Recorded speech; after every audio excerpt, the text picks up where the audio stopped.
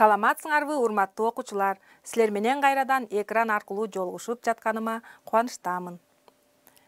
Келгиле балдар, дептер, калемсабыңарды алып, экрандын алдынан ыңгайлуу орундукка отуруп, сабакка көңүл бургула.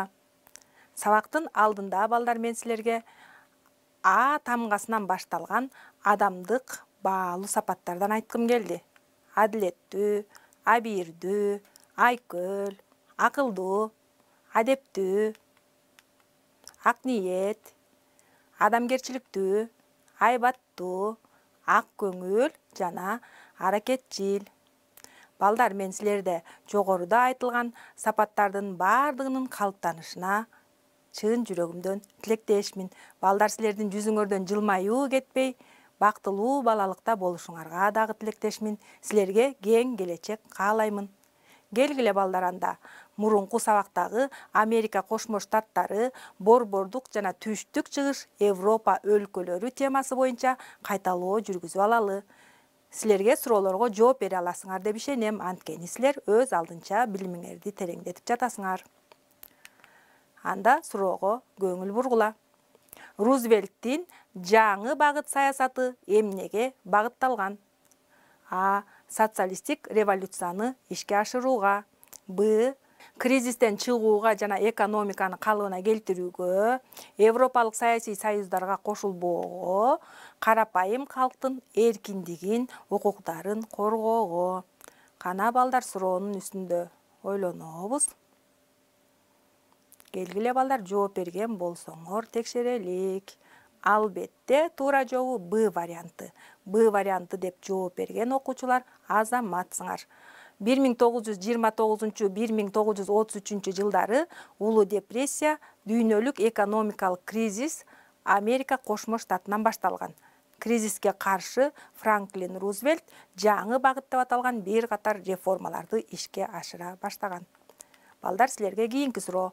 1929-1933 жылдардагы дүйнөлүк экономикалык кризис чыгыш Европа өлкөлөрүнүн саясий абалына кандай өзгөрүүлөрдү алып келди? А. Жеке бийликтин диктатурасы орногон. Иш таштоо кыймылдары жогорулаган. Демократиялык режим жайылган. Адам укуктары корголгон. Кана балдар, дагы ойлонобуз. Ойлонгон болсоңор текшерелик. Албетте балдар, туура жообу А варианты. А варианты деп жооп берген окуучулар азаматсыңар.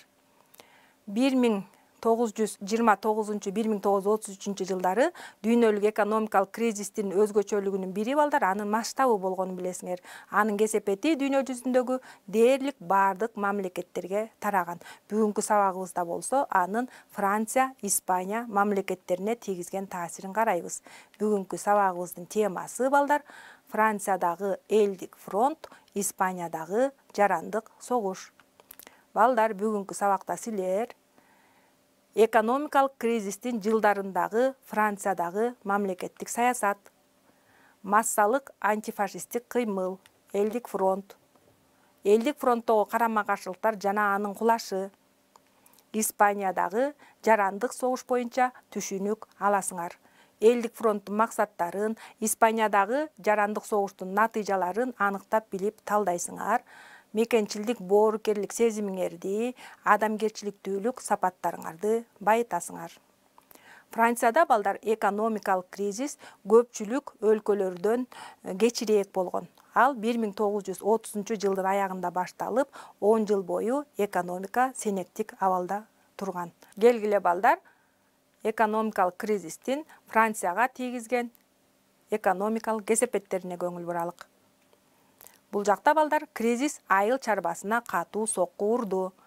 Айыл чарба азык түлүктөрүнүн баасы кескин төмөндөгөн. Дыйкандар азыктарын сатып өткөрө албагандыктан жок кыла башташкан. Баа кайчылаштыгы айыл чарба азык түлүктөрү менен өнөр жай товарларынын ортосундагы баалардын айырмасы пайда болгон. Дыйкандардын банттарга болгон карыздары кескин жогорулаган. Эми социалдык кесепеттери. Жумушсуздук туруктуу мүнөзгө ээ болгон. Элдин жашоо турмушу начарлап кеткен. жокчулуктун каарына бардык катмардагы адамдар дуушар болушкан. Алар пенсионерлер, интеллигенциянын бир бөлүгү, ишке жөндөмдүү жаштар, согуш ардагерлери жана ошондой эле көп балалуу үй бүлөлөр дагы дуушар болушкан. Эми саясий кесепеттери. 1929-жылы майдан 1932-жылга чейин оңчул партиялар башкарган 8 өкмөт алмашкан. 1932-жылы парламентке шайлоодо жеңип чыккан радикалдар партиясы бийликке келгени менен 1934-жылга чейин 6 кабинет алмашкан. Экономикалык кризис жана Германиянын кайрадан куралдана башташы Франциядагы саясий кырдаалга дагы таасирин тийгизип өзгөрүүлөрдү алып келген.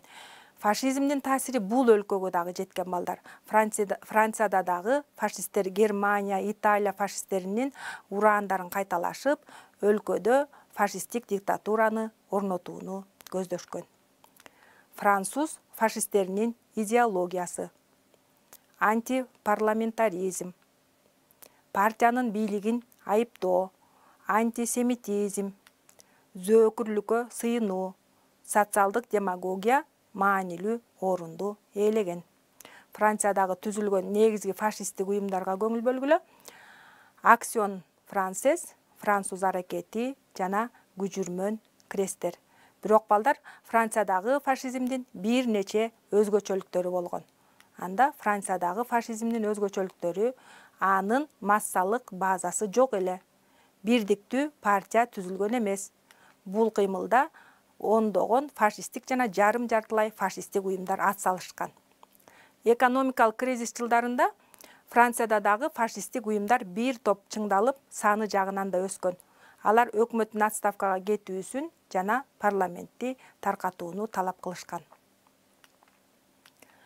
1934-жылы 6 февралда Күжүрмөн кресттер, Француз аракети жана башка фашисттик уюмдардын 40 000ге жакын мүчөлөрү парламенттин жыйыны болуп жаткан Бурбон сарайына чабуул жасашкан. Полиция кечке чейин буга араң туруштук берген. Алар Бурбон сарайын ээлеп ала алышкан эмес, бирок өкмөттүн отставкага кетүүсүнө жетишишкен. Дагы Даладиянын өкмөтү отставкага кеткен. Фашисттердин бийликти ээлеп алуу аракети өлкөдөгү социалисттер менен коммунисттердин жакындоосуна алып келген. Алар фашисттерге каршы массалык демонстрацияларды уюштурушкан. 1934-жылы 12 февралда саясий стачка башталып, фашисттик уюмдарга тыюу салууну да талап кылышкан. Улуттук ишташтоого 4,5 миллиондон ашык адам катышкан. Бул солчул партиялардын жана профсоюз уюмдардын жакындашуусуна жол ачкан. Алар биргелешип аракеттөнүү жөнүндө пактыга кол коюшкан. 1935-жылы аларга радикалдык партиянын бир бөлүгү кошулган. Франциянын улуттук майрамында Бастилия алынган күнү Парижде демонстрация болуп, ага 500 000ге жакын адам катышкан. Демонстрациянын башында Компартиянын лидери Морис Торрес, социалисттердин лидери Леон Блюм, радикалдардын лидери Эдуард Даладиелер турушкан. Демонстрация абдан чоң митинг менен аяктап, анын катышуучулары фашисттик лигаларды куралсыздандырууга жана таркатууга, демократиялык эркиндиктерди коргоп, өнүктүрүү жана жалпы тынчтыкты камсыз кылууга салтанаттуу ант беришкен. Бул демонстрация жана массалык митинг элдик фронтту түзүүнүн символу болуп калган.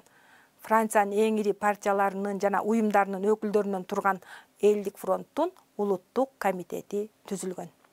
1936-жылы апрель-май айларында өткөн кезектеги парламенттик шайлоодо коммунисттер, социалисттер, радикалдар биригишип өзлөрүнүн программасын сунуш кылышкан.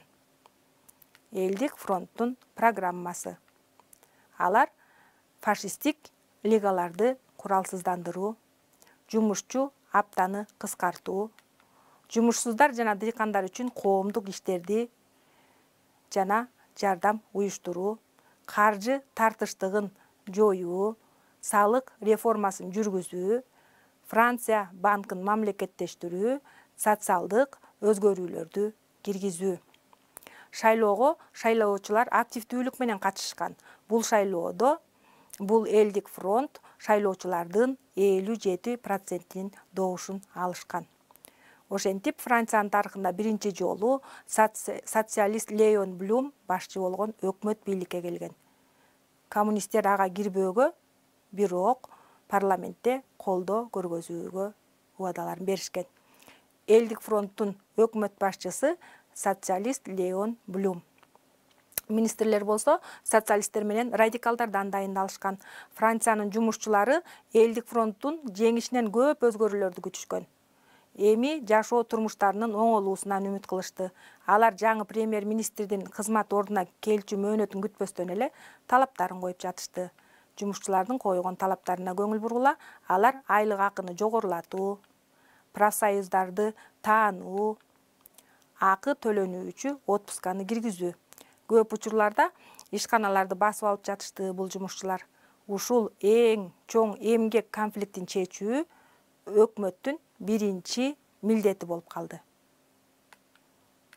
Блюмдун өкмөтүнүн профсоюздардын өкүлдөрү менен сүйлөшүүлөрү Матиньон келишимин кабыл алуу менен аяктады.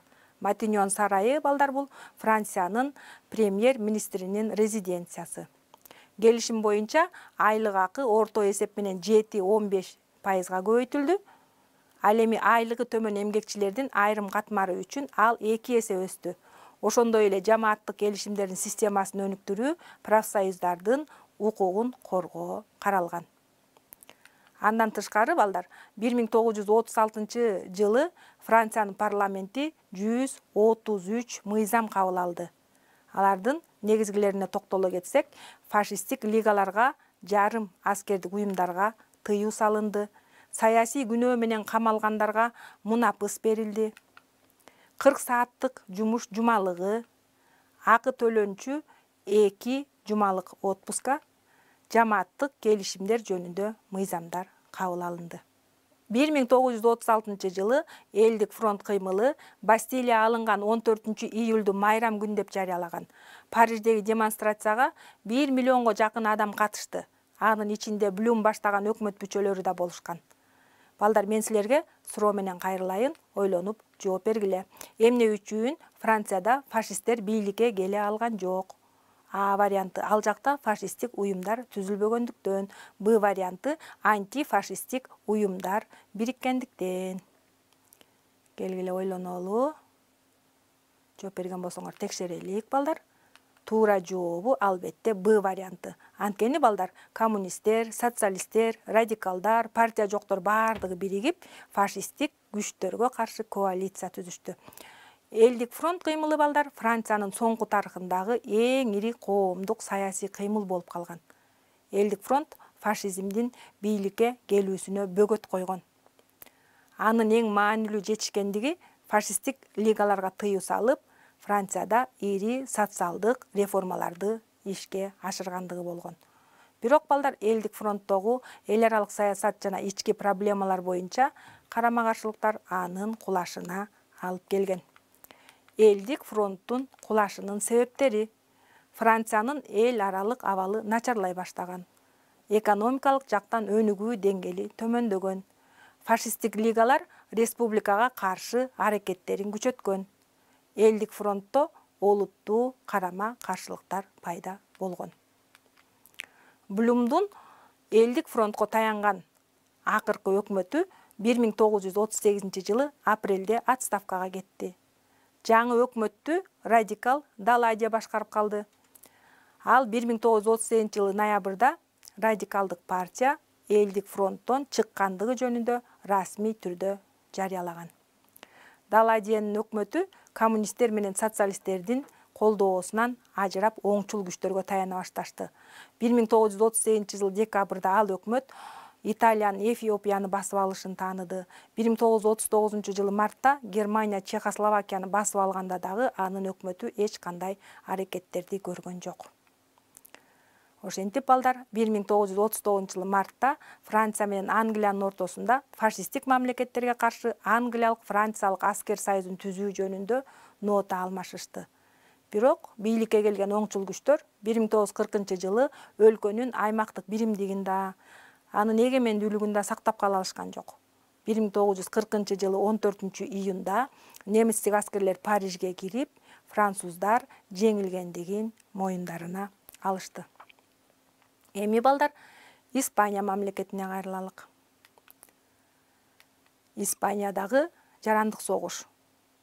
1929-1932 жылдардагы дүйнөлүк экономикалык кризис Испанияга дагы эң оор кесепеттерди алып келди. Бул өлкө 1932 жылга чейин монархия эле. Испанияда 1931 жылы революция болуп, анын натыйжасында монархия кулатылган. Бирок ушул окуядан кийин ички саясий күрөш узакка чейин курч мүнөздө болуп келди. Республика жарыялангандан кийин фашисттик кыймылдардын таасири өсө баштаган. Испандык фалангачылар деп аталган фашисттик партия катуу тартипке жана бийликке кайтууну талап кылышкан. Фашисттердин таасиринин өсүшү солчул партиялардын биригүүсүн тездеткен. 1936 жылы социалисттер, коммунисттер, республикачылар жана кесиптик кошуундар биригип элдик фронтту түзүшкөн. 1936 жылдын февралындагы Испаниянын парламентине болгон шайлоодо элдик фронт жеңишке ээ болгон. Фашисттик партия буга каршы төңкөрүш даярдай баштаган. Генерал Франсиско Франко баштаган төңкөрүш балдар 17 июлда башталган. Козголоңчулар тарапка кургак жерде жүрүүчү армиянын көпчүлүк бөлүгү кошулуп кетти. Жана козголоңдун алгачкы күндөрүндө эле алар Испаниянын бир нече областынын үстүнөн көзөмөл орнотушту. Ошентип, өлкөдө граждандык согуш башталды. Өкмөттүн алдында бир топ кыйынчылыктар пайда болду. Кургак жерде жүрүүчү армиянын көпчүлүгү козголоңчулардын тарабына өтүп кетти. Германия менен Италия активдүү жардам көрсөтө баштады. Немистик жана италиялык аскерлер дагы түздөн түз киргизилди. Испаниянын өзүндө согуш техникасынын бир далай түрлөрү чыгарылган эмес. Франция, Англия жана АКШ мамлекеттери тарабынан толук колдоонун жоктугу. СССР ооз жүзүндө өзүнүн бейтарап экендигин билдиргени менен 1936 жылы эле Испаниялык республикага курал-жарак жагынан жардам жибере баштаган. Балдар, СССР тарабынан берилген жардамга көңүл бөлгүлө. Испанияга барган советтик ыктыярдуулардын саны балдар 3000ге жакын болгон. 806 самолет, 362 танк, 120 броневик, 1555 замбирек жана 500 000 мылтык берилген. Ошентип, Испания фашизм менен демократиянын күчтөрү ачык кармашкан биринчи майдан болуп, ошол ычырдагы кырдаалга байланыштуу СССР демократиялык күчтөрдү колдогон. Мындан сырткары балдар, фашизмге каршы күрөштү колдогон өлкөлөрдөн 10 миңдеген адамдар келип жатышты. Бирок булардын бардыгы жетишсиз болуп калды. 1939 жылы 28 мартта Франконун аскери Мадридке кирди да 1 апрелде Испаниянын бүткүл территориясын ээлеп алды. Согуш испандыктар үчүн өтө кымбатка турду. Келгиле граждандык согуштун натыйжасын карап көрөлү. Бул граждандык согушта курман болгондордун саны 1 миллионго жакын болду. Өлкөдөн кетүүгө аргасыз болгондор 1,5 миллионго жакын. 1939-1944 жылдары балдар трибуналдын өкүмү менен 200 000 киши дагы өлүм жазасына тартылды. 36 жылга созулган фашисттик диктатура орнотулду. Ал Франко өлгөндө гана кошо кулады. Балдар, силерге суроо. Франция жана Испаниядагы элдик фронттун максаты эмнеде болгон? А. Фашисттик уюмдарды түзүү. Б. Фашизмге каршы күрөшүү. В. Пролетариат диктатурасын орнотуу. Г. Өлкөнү кризистен чыгаруу. Биринчи вариантында А, Б, Г, экинчи вариантында А, Б, В, үчүнчү вариантында айтылгандардын бардыгы камтылган, төртүнчү вариантында Б, В, Г. Кана балдар, ойлонуп туруп жооп бергиле. жооп берген болсоңор, жообуңарды текшерип көрөлүк балдар. Албетте туура жообу 4-чү вариант деп жооп берген окуучулар азаматсыңар. Франция, Испаниядагы элдик фронттун негизги максаты өлкөдө фашизмдин орногуусуна жол бербөө эле. Демек балдар, фашизмдин ашынган идеологиясы бул түздөн түз фашисттик тоталитардык режимге алып келет. Балдар, силер мурунку сабактардан бери фашизмдин адамзатка алып келген оор кесепеттерин талдап билип жатасыңар. Демек, ар бирибиз адамзаттын кең келечеги үчүн, бакубат жашоосу үчүн адамдык баалуулуктардын үлгүсүн гана жаратууга тийиш экенибизди эсибизге бекем сактап, бири-бирибизге колдоо, жардам көргөзүү аракетин көрүүбүз абзел экен. Келгиле балдар, артка кайрылып сабагыбызды жыйынтыктайлы.